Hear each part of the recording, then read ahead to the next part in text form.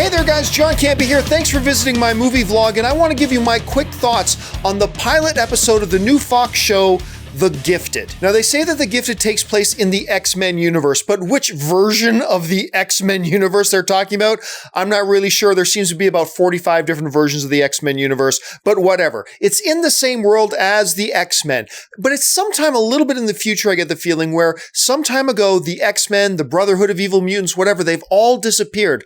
Apparently, society got tired of mutants constantly fighting each other and causing destruction in their wake, and so they've passed a lot of laws, and now the mutants are a persecuted group of people. The little twist right off the beginning of the show is that a prosecutor of mutants turns out his two kids are mutants themselves, and now he has to go on the run with his family. I'm not going to go into much more detail about the show. I'm sure you watched it yourself at this point. Now, before I give my thoughts on it, I want to be completely upfront. One of the stars of the show, Jamie Chung, who plays Blink, she is a friend of mine and my wife. She actually went to school with my wife, and they've been friends for a long time. So I just want to be right up front about that, but I guarantee you it did not color my opinion of the show. To prove it, Jamie was also in that terrible Dragon Ball Z movie and in Sucker Punch, and I call both of them pieces of crap. Anyway, to be honest, when I first heard about this show, I didn't know if it was such a good idea. It felt really like they were just trying to capitalize on the whole superhero craze. I was very intrigued when I found out that Bryan Singer was going to be directing at least the pilot episode. I'm not sure how many more episodes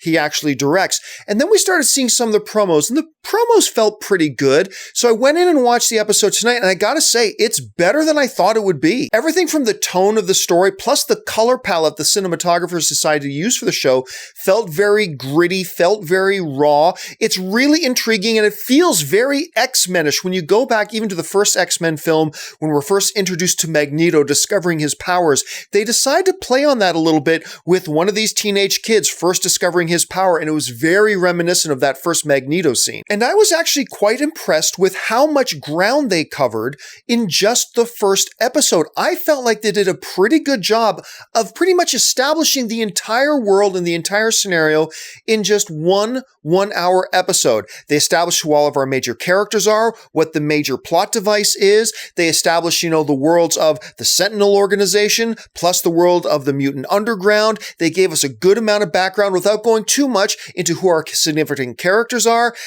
As a pilot episode, it really checked off all the boxes. Funny thing too is, even though they didn't use a lot of mutant powers in the episode and there weren't a lot of visual effects, television has a more modest budget than TV does, it never at any time felt low budget to me. Yeah, they didn't use the mutant powers a lot, but as I'm going through the show and I'm watching it, I never once felt like, oh, they really cheaped out on this. Now, don't get me wrong, it wasn't movie quality by any stretch of the imagination, but for a television show about a comic book group of characters, it felt pretty well done. Now, did the show feel completely original? No, it did not. Besides other X-Men fare, there are a number of other television shows, even B-level television shows that have come and gone over the past 5, 6, 7 years, and this show did feel really reminiscent of that. But putting that aside, overall, I think The Gifted is really off to a very, very good start. The one thing that I will say I felt was kind of missing from the episode, being a pilot episode, particularly in getting the whole show kicked off, was the absence of a key